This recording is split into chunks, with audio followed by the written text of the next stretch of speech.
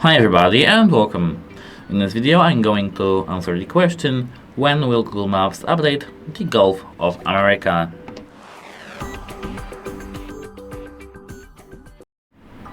Google Maps has already updated the label Gulf of America, which is formerly Gulf of Mexico of course, for users in the United States only. If you're outside of the US, you won't see the Gulf of America only. You'll see something like Gulf of America and in the brackets Gulf of Mexico or otherwise.